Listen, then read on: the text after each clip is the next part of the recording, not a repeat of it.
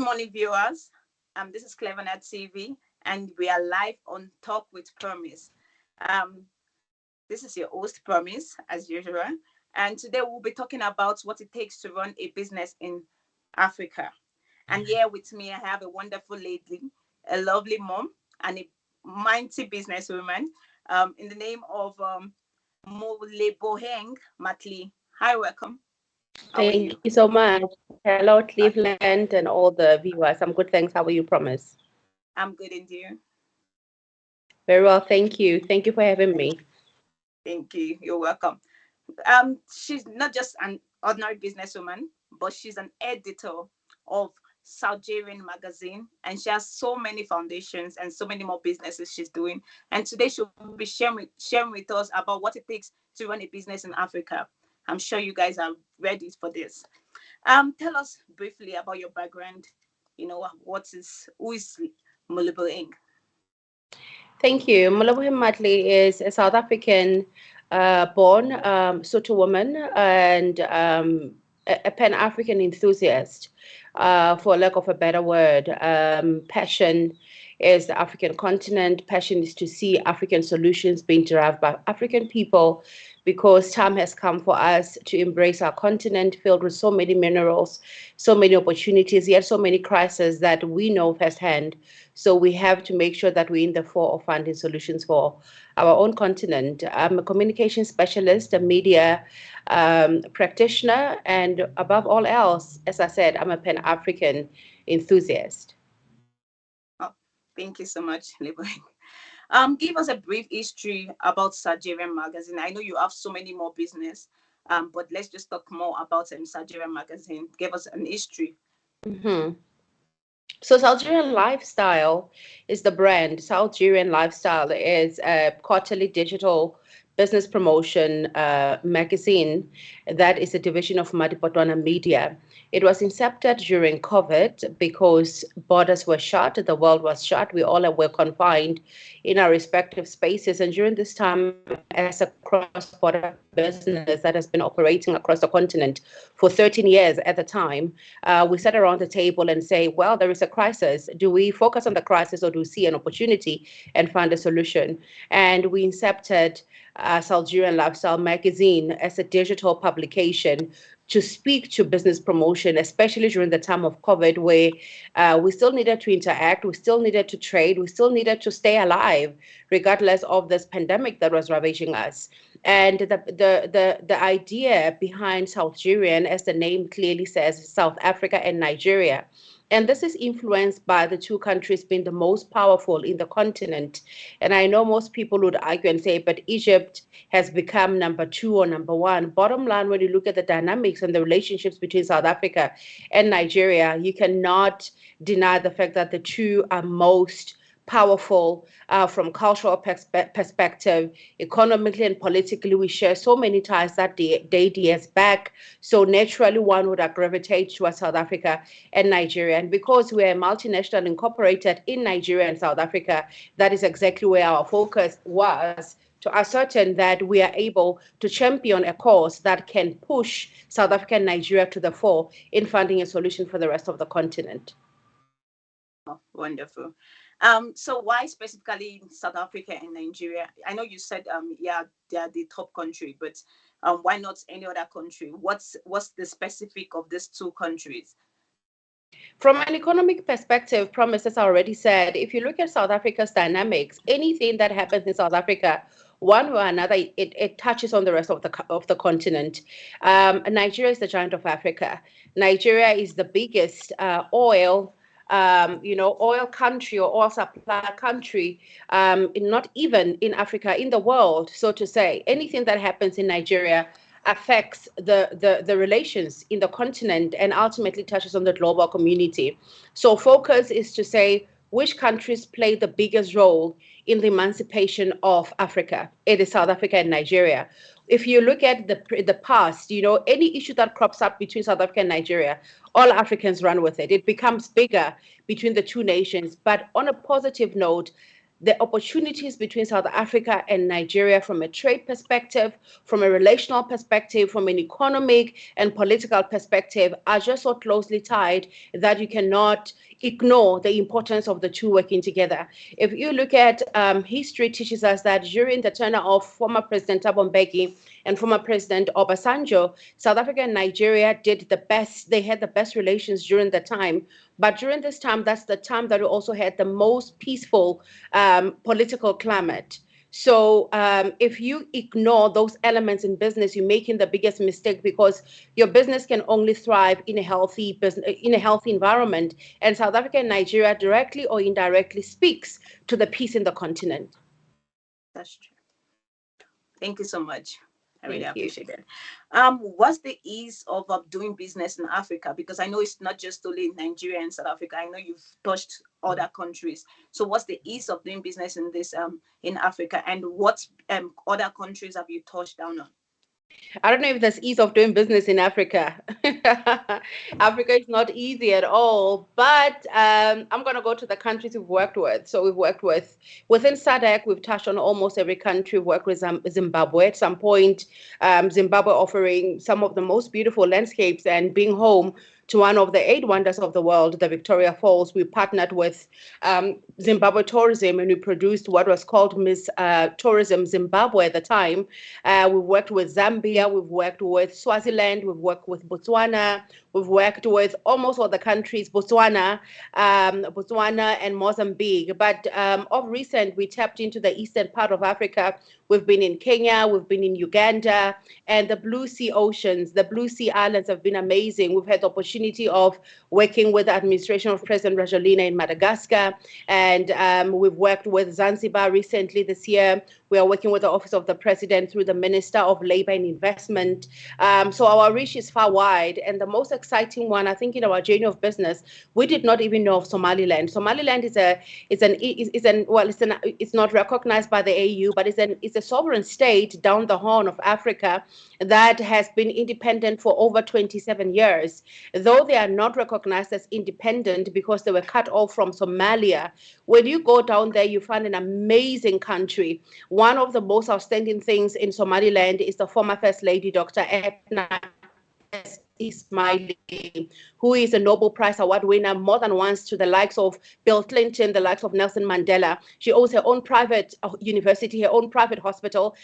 It's amazing what you see Africans and predominantly African females are able to achieve when they're determined. You can imagine for a country that is not absorbed by the AU or recognized, it means they don't have any support whatsoever. They do not have allocations. They cannot get sovereign loans. They cannot get any humanitarian grants, yet they're standing. They've got stability. They've got peace. They've got the economy thriving. So we've thrown our net in the deep end of Africa, and we have really found countries that we never even knew exist. So within the continent, we've been focusing on communication strategies as content producers, as PR practitioners. Our focus is promoting the African continent positively, is identifying those success stories and saying, as an African people, we are not only diverse, but we are so powerful because it's only an African that can thrive through poverty. It's only an African that can thrive through HIV and AIDS. It's only an African that can still be a graduate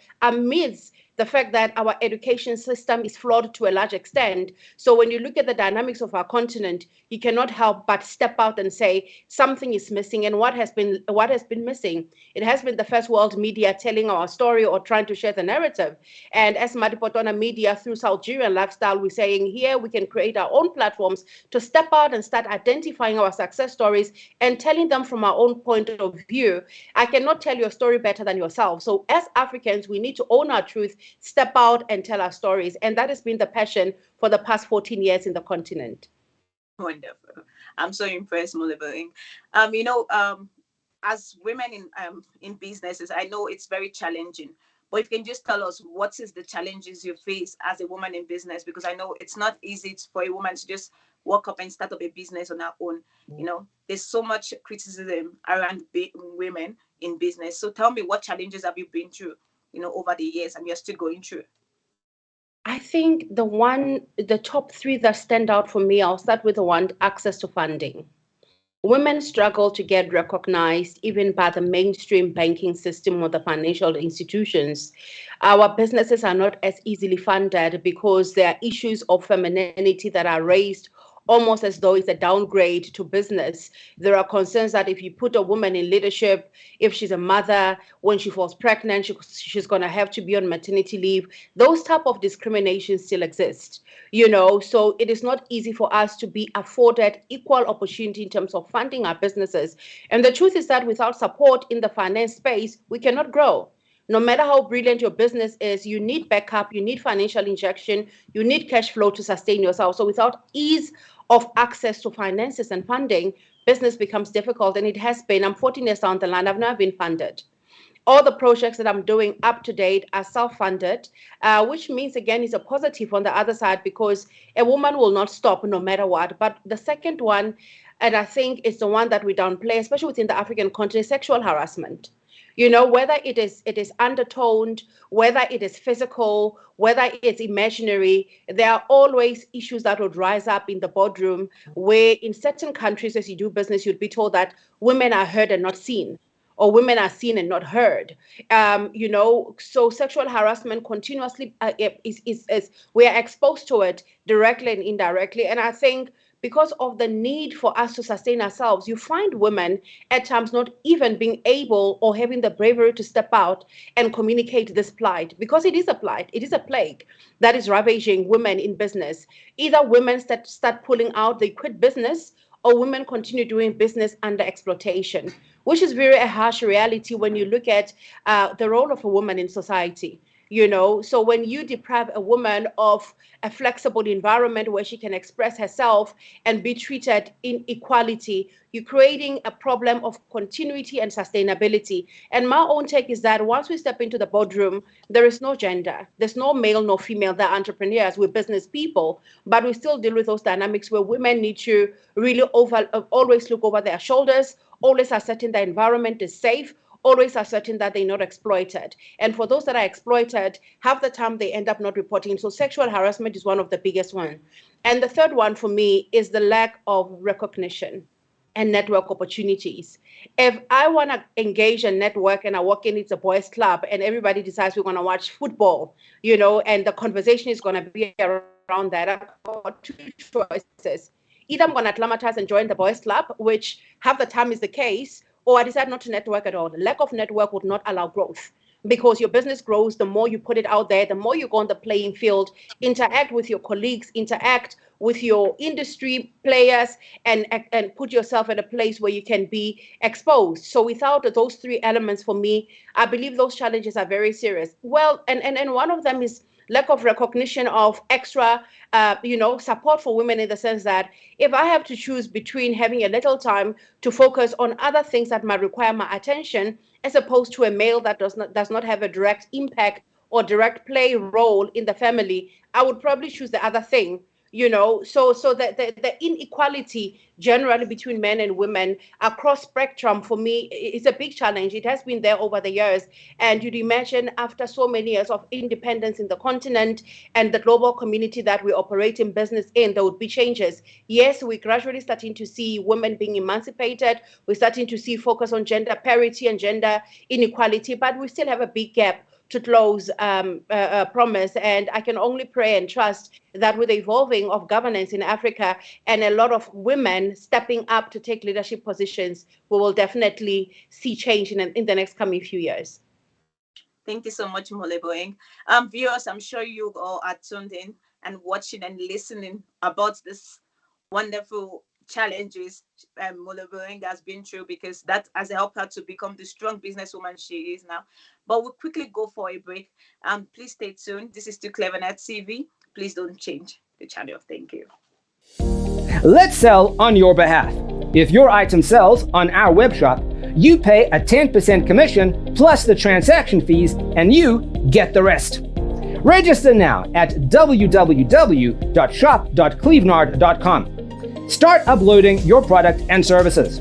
We can really sell it on your behalf, so you can carry on working on the things important to you. Are you looking to sell any type of product or service, and you want to avoid the hassle involved? Selling can be an arduous and time-consuming process. At Clevenard Super Shop, we will be happy to take over the workload of promoting or selling your products or services. All you need to do is to register at www.shop.clevenard.com, enter your shop or vendor information, and then start uploading your product and services. We will do the selling. Now, be ready to get more sales and awareness. Start making more money from your business with Clevenard Super Shop by partnering with us today.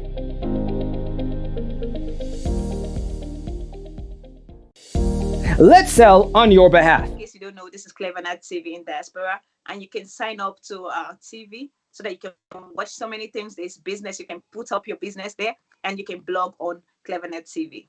And we still have our beautiful guest, Miss Moleboheng. So Miss Moleboheng, how has it been? How have you been able to manage being a single mom? Because I know you're a single mom and a businesswoman, and I know it's difficult. So, but you've been doing it for years. So, how have you been able to do this? It's not an easy journey, but it's an opportunity to maximize yourself. I believe time management is everything, and this is one of the biggest fundamentals in running a business, single mom or not, or even gender. But being a single mom, of course, it means you're doing a job of two people all in one. And I've been in this journey for almost a decade, and it has taught me the principles of discipline, planning ahead, and time management. So you need to be very clear in planning your time and managing yourself. Is it easy? No, but nothing is easy. Simple as running a business. You might be an individual who might have support. Without discipline and time management skills, you will not nail it. So it has been a journey of discovering and empowering myself every day to say, how do I manage my time? How do I still make time for the family and raising the children at the same time making sure that I'm able to run a successful business, to be able to afford them, opportunities that are basic, a roof over their head, ability to go to school, a meal in their system. And really, with that motivation, you cannot go wrong. But Africans this morning, I'm saying time management is so important. There is a saying that Africa is the only place where we have meetings after meetings. We have committee after committee. We take time to implement. So two things that are important in achieving your goals, especially in a family setup like mine. You need to plan yourself, have time management, and be very disciplined to ascertain that you reach your goals and you are able to maintain a family life. That's wonderful. Thank you so much. Another question is, it's you've started this business for over 14 years, if I'm right, and it's 14 years this year that you've been in this business. So tell us how when you started the business and now, how has been the journey of then and now? Because I know things change every year, every day, every year, and it's difficult to keep up. But so have you been able to manage it, and what's the difference? It's been a journey of transition, as you correctly say. When we started, especially on the media side, the market was not as big as it is. We're still not part of the global community as we are now. We spoke of the 4R, and God behold, the 4R is here. We wake up one day, we are part of this big global community. So you're having to forever adapt to the global trends. But it comes with a lot of pressure today because we know the impact of social media. We know the impact of digital communication as you and I are engaging at this point in time, from different countries, different continents. It is an empowerment, but at the same time, it could be a challenge if not prepared for it. So business has grown and evolved, but we have had to take time to equip ourselves. So continuous training, continuous research in your industry, continuous impact, and aligning yourself with issues of the trends of your industry. But more than anything, upskilling. Upskilling is key in any business. You cannot take it for granted that I was the best communicator 20 years ago. I think I can go in front of a microphone and just speak. The trends have changed. The market has changed. You've got different markets now playing main field in the business space that you are in.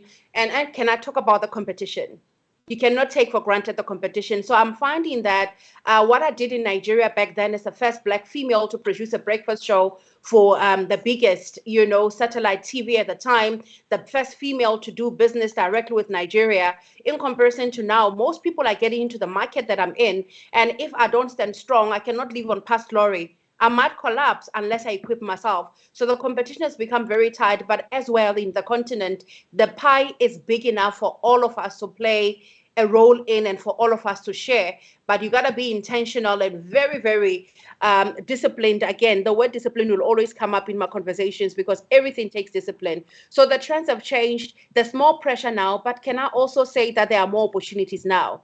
There's more access to the continent. There's more access to the global community. So if you've got a good business, you've got a good plan, you've got a better opportunity of growing your business faster than perhaps we have. For anybody who wants to step into what I'm doing now, they don't need to take 14 years to get to where I am. They can achieve it in about 5 years. And I'm not suggesting or insinuating that success is overnight. I'm just saying that the kind of structure that we now have and the way Africa has evolved and become part of a global community, businesses are afforded an opportunity to expedite their growth if we are able to take opportunity of those processes that have been put in place for us. Wonderful. Thank you so much. I know you work in so many countries with so many countries. So far, apart from Nigeria, I don't know how easy it is for you to work in Nigeria. But what Yes. country would you say that it was easy for me to do business with this country? I was able to reach out so easily without no stress and no much difficulty. No, which country is that? And I know you don't, I mean, you just said not Nigeria. Why not Nigeria? Because Why I not know that South Africa Nigeria? and Why not Nigeria. So I Nigeria? want. But Yeah. you must remember that we're colonized by different, by different countries or states. So one of the countries we've worked with that we're working with is Madagascar, but they are francophone. So there's a limitation in terms of interaction. Though business is growing, the challenges are there. And in all sincerity, it might sound like a cliche, like repetition. I have found doing business in Nigeria easier. If anything, I have found it difficult, much more difficult doing it within SADC than it is in West Africa. And I'll tell you probably why. Because there is a need for the services we're offering. The market is untapped. It then becomes easier because you're offering a product that is needed. Remember, as a business person, you just don't do business because you love it, you're good at it. You also need to find a market for it. So, in answering where would it be easy to do business, I'll say it's easy to do business where your product is required or your services are needed because then you're part of a solution. You are taking in what is required. So, if in a market where there's other 100 players that are playing well, why invest your time there? Because it reduces the elements of your growth. It contributes, but it's a limitation. But stepping out into an environment that needs what you're bringing, I believe that makes business easy. So Nigeria, being the giant of Africa with so many opportunities, we found it easy to tap into that market, and that's the reason why we've stayed there for 13 years, and we turned ourselves into a multinational incorporated in South Africa and Nigeria. We could have decided to incorporate in Zambia, in Zimbabwe. Not that it's impossible. We strategically found an opportunity and the ease of doing business within Nigeria, and we've stayed in that market. So maybe in closing this question, I would say finding it's never easy to do business anywhere. But if you want to define the ease of doing business, it is based on what you're offering and the market for it, and you being able to identify your target market and being able to do business with integrity within that market. And I think that's what we've managed to do so far. And yes, promise, it is Nigeria. Thank you very much, Moleboheng. I know. So just I know you've mentioned about how difficult it is as a woman to start up a business, in Africa. But I know you can narrow it down to tell me, apart from being difficult, let's generalize it. Mhm. TV challenges you can face if you want to start up a business in Africa. Do you wanna just rephrase that for me, please, promise? So I'm saying, what are the three major challenges facing Africa in businesses? What three challenges do you think Africa will face in businesses? I think Africa is not prepared to intertrade. It's one of our biggest challenges. We see each other from a lens of the divider that the colonial age has put. We know there's a lot of mistrust amongst ourselves, which creates a problem. So collaborations become difficult. For us to grow faster, we do not need the European and the Chinese or the Asian market and the American market to be in the fore.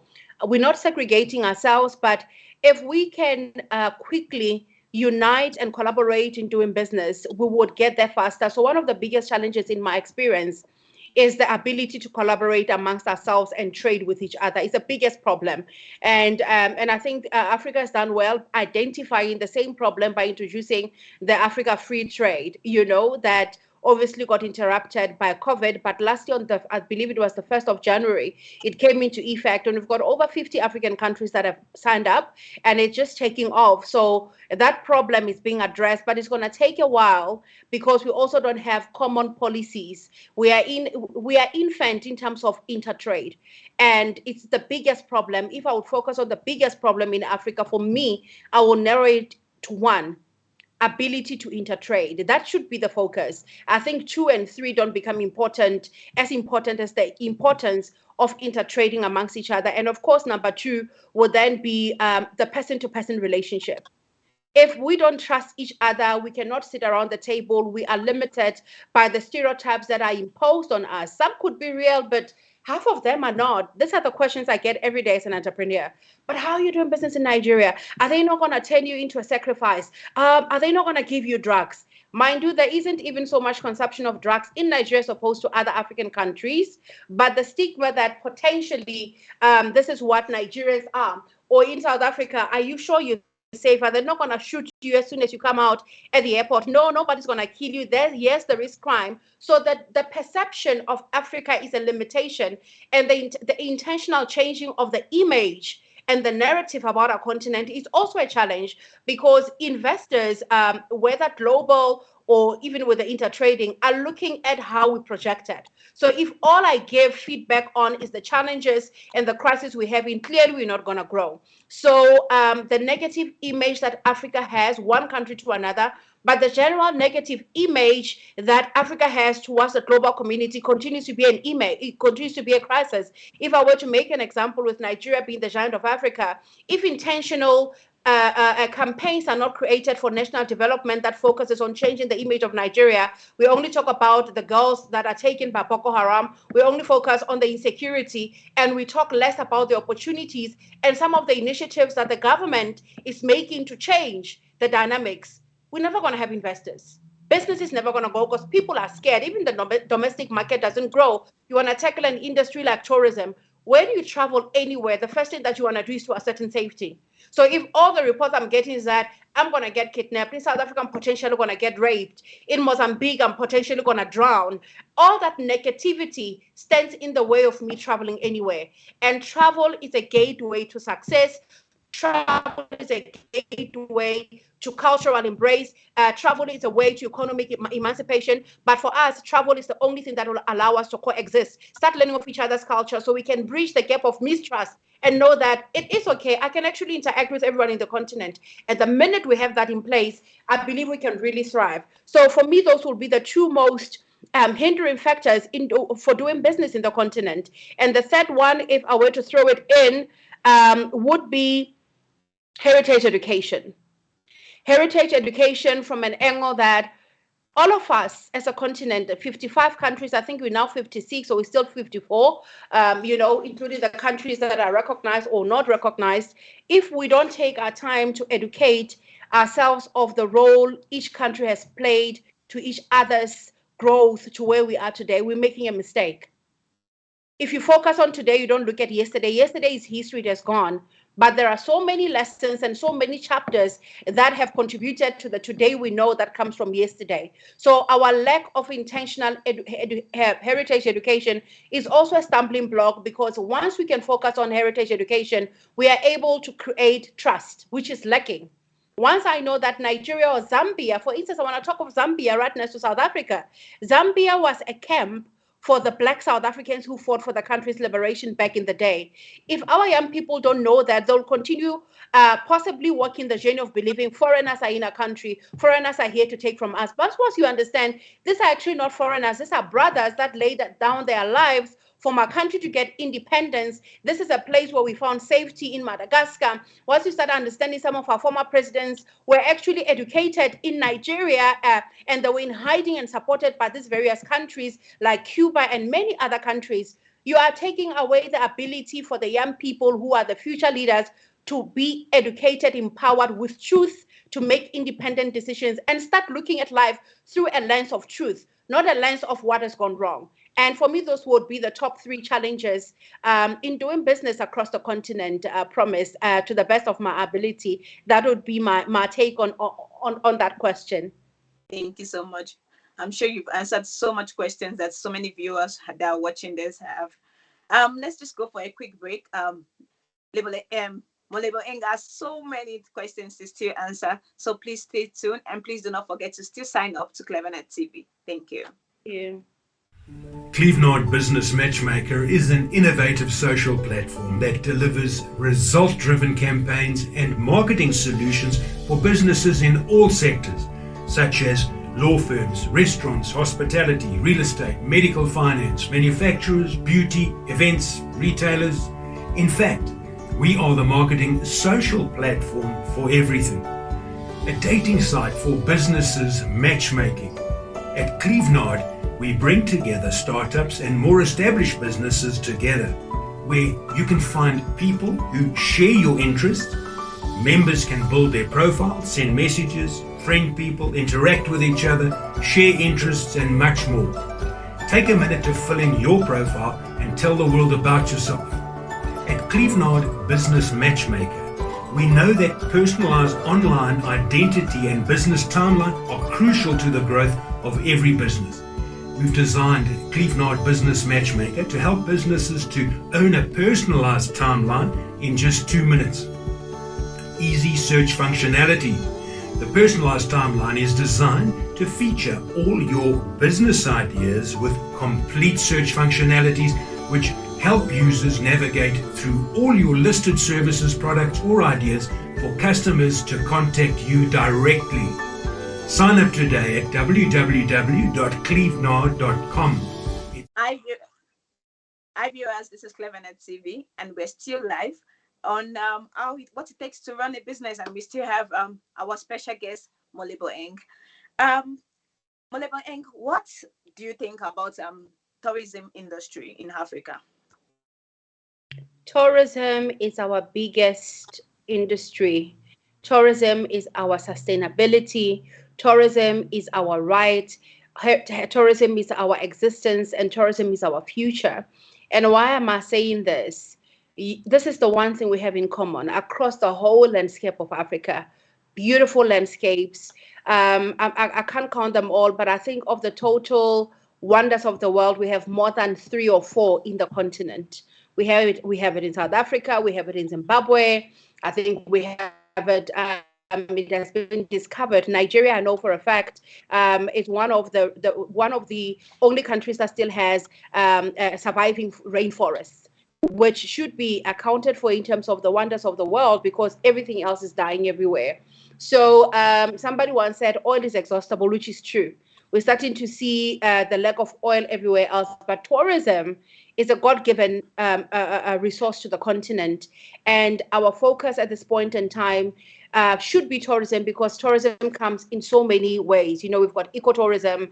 Africa has grown. We have retail tourism growing. You know, we've got educational. But in the continent, what I find most interesting, which other countries don't have, we've got religious tourism, funny as it may sound. You know, we've got a lot of people who would pack bags, even if they're skeptical to go into anywhere else, but they would pack their bags and go into a certain country because of one religious meeting happening, you know. But our country continues to evolve with destination marketing, and our destinations in Africa are beautiful. All our blue sea islands in Africa are the most visited. Remember, we've got Seychelles, we've got Mauritius, we've got Madagascar, we've got Zanzibar. These are breathtaking blue waters right here.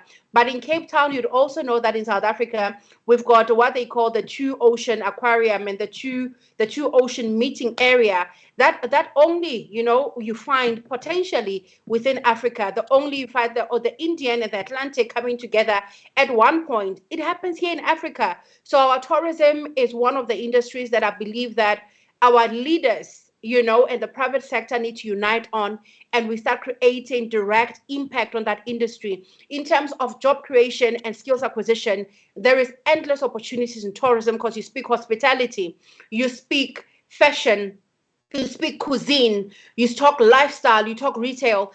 Tourism is so multifaceted that if it is not made a priority sector truly the continent will not survive. It's God-given, we have it, we own it. The question is, can we maximize it?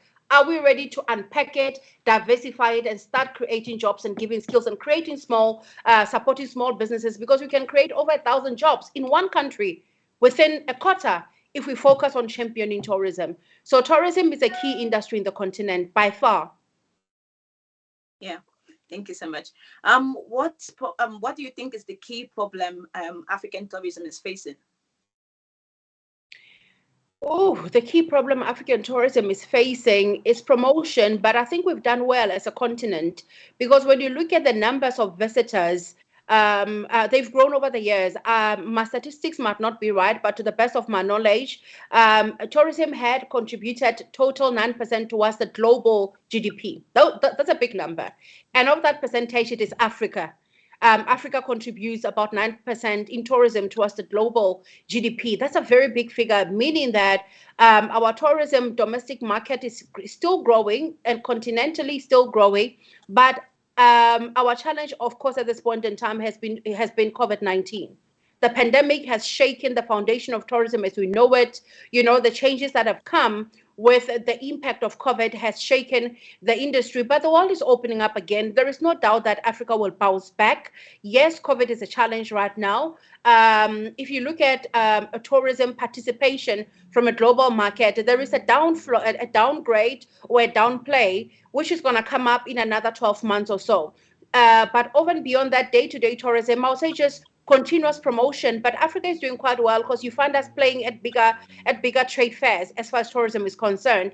And in comparison to Europe and America, which still has a lot of visitors, Africa is still locking down a lot of visitors.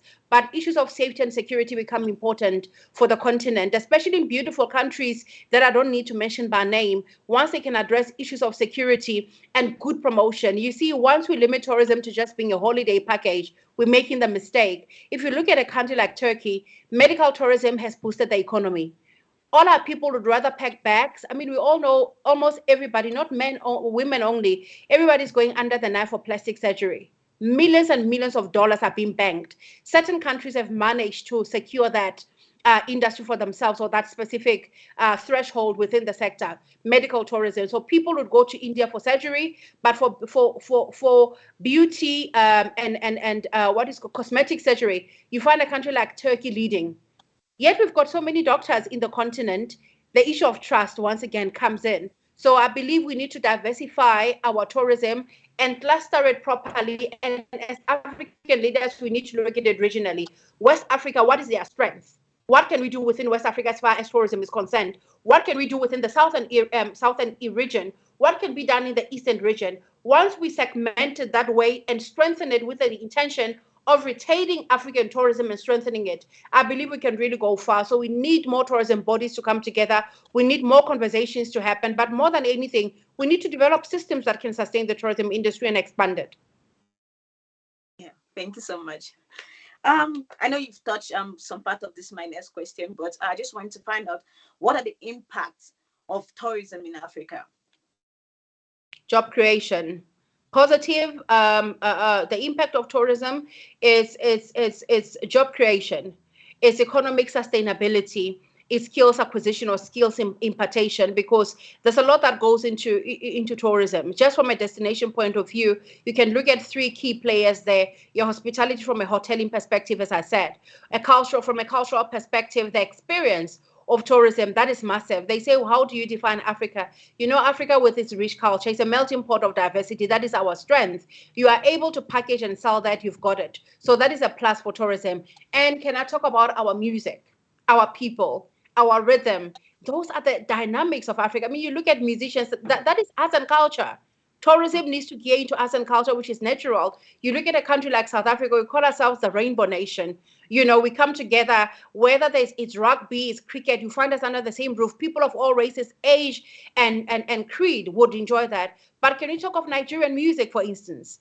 You cannot go wrong with Afro beats. You bring Afro beats into any country, everybody comes. I mean, you look at what happened with Burna Boy's concert that happened only a few weeks ago. The whole world, he was sold out within hours. And when you look at the people that attended that, it was not even Africans, meaning that if we can identify our strengths, we'll never go wrong. So arts and culture, performing arts, our stories, our filming industry should be all the components that are brought into tourism, and we regulate them and we allow them to go in the full in addressing and in presenting who we are as an African people.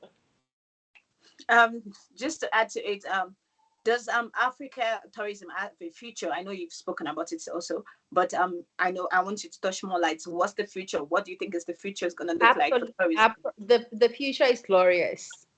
The future is glorious because we have awoken to the reality of the beauty of our continent. Slowly but surely, we are realizing the importance of coexistence. Slowly but surely, we are getting to a point where we are deriving our own solutions. Slowly but surely, we are starting to collaborate. Slowly but surely, we're starting to recognize that we are better off united than divided. Forces were created back in the day with the divide and rule. We realize that, and now we're coming together. We say unite and take over, and it's not really a takeover if you're taking back what is yours. So I'm saying, world, watch Africa come together in one unity, in one voice. We are claiming back our continent, and tourism is not. You can't say what is the future of tourism. Tourism is here and tourism is the future. With the 4IR, we are even having virtual tourism where you can have the experience from wherever you are at. Some countries are already doing that. I know that Rwanda will be hosting their tourism week late in November. In South Africa, after COVID, we hosted the tourism in Daba, and there's a whole lot of these happening. We're hoping that Cross River in Nigeria will host their Calabar Festival again this year. So how do you stop a people who are ready to celebrate themselves and celebrate their continent? Instead, we are inviting the whole world to visit Africa again. Come explore our destinations. Come see our rich culture. Come enjoy our amazing cuisine. You know, from any part of Africa, you will never go wrong. But can you talk of the textile that is here? We know even Fifth Avenue in New York has got Ankara fabrics created and infused in their fashion. So you can't go wrong. That is all authentically Africa, all authentic from us. We own it, we love it, and we are here to stay for our continent, unite and make it better for future generations because it is our heritage. It is not for sale. Instead, we are retaining it. So it's fine if we say we are proud to be Africans. Proudly African all the way. Proudly African. We're not pro-Africa. We are Africa. Yes. Somebody said that I'm not an African because I was born in Africa. I'm an African because Africa is within me. And that is a fact. The love that we have for each other, once we interact and all these things are happening, you realize how valuable the next African person is to you. So we can't go wrong. We're not Africans. We are African. Africa is our land, and we will do anything we can to retain it and fight for oneness in for the unity of the continent. And tourism is that industry that's going to allow us to do that. Wonderful. Thank you so much, Moleboheng. Before we end the show, we have to just touch about what the question is, what our topic is today. So what does it take to run a business in Africa? Commitment, discipline, and love for your continent. You cannot do business in the continent unless you love you love Africa. You need to buy into the ideals of being an African. You need to love the continent enough to research about the continent. You need to love Africa enough to start taking the risk. For those that would want to call it a risk, take the risk to visit the next country, experience the people, know the people, then you can do business. So we need to strengthen two things: people to people relations, business to business relations. Time is gone for us to continue relying on the government. Government has given us policies and bilaterals for us to trade with each other. Let's intentionally step out and do it. So commitment, love for the continent, and passion for Africa. It is what will cause you to do business in the continent because the opportunities are there. They are endless. The cake is big enough. Trust you me, we've not even sliced half of it. We're not even at a quarter. The pie is that big, and all of us can enjoy the rewards of doing business within our own continent. Is it easy? No. But with commitment, passion, and love for the continent, we can do it. Thank you so much. Thank We and this is the end of the interview, but just it's an open floor for you to just add any advice you want to give to whoever that's scared, that's just in their own shell and afraid to start up a business. So what advice can you give to them? Thank you so much, Cleveland TV, for having me, and to all our viewers today in regards to doing business in Africa. I don't even want to talk of doing business in Africa. I just want to talk of doing business generally. let's pay attention to detail. You don't sleep, wake up, and decide today I'm just going to do it. There are no cutting corners in doing business. There is no quick fix in doing business. The rewards are seen over a period of time. So if you want to do business, do proper research on the type of business you want to tap into. Do proper research in the industry you want to play into. Identify your competitors, identify your target market, launch out your project, but most importantly, in a thriving business in today's age in the continent, find collaborators. Sometimes it's not the big funding you need. Your funding is with me, your funding is with Promise, your funding might be next door. But you can only find that when you collaborate and start seeing the person next to you potentially as your investor or as your partner. The problem that we've had for a long time is that we love ownership. Does it make sense to own something 100% and get 0.5 out of it? Or does it make sense to own 30% of it and make a million out of it? And a million is not quantified by the dollars and cents in this regard. It is quantified by the impact. If we can run businesses and decide that I want my business to at least create 10 jobs, remember, you become part of the solution. If you start your business and say, I'd love my business to, in the next coming 5 years, to take over my province or my state in this specific area. And for me to do that, I need to work with the government. I need to be a law-abiding citizen. I need to collaborate. It means you are part and parcel of the solution of our continent, of your country, of your city. So love your country, your continent, your city enough to know that you are valuable and you can make impact. Impact, impact, impact. That's the currency. Thank you very much, Moleboheng. It has been a really wonderful interview with you. I really enjoyed everything, and I hope the viewers did enjoy this and they take every advice you've given about starting up a business. Guys, please do not forget. Thank you for watching Clevernet TV, but please do not forget to sign up. It's very important for you to sign up and check out our amazing website. You can put up your events, you can put up blogs, you can put up your businesses on our website. Thank you very much. Next time. See you next time. Bye. Thank you so much. Thank you. Clevenard Business Matchmaker is an innovative social platform that delivers result-driven campaigns and marketing solutions for businesses in all sectors, such as law firms, restaurants, hospitality,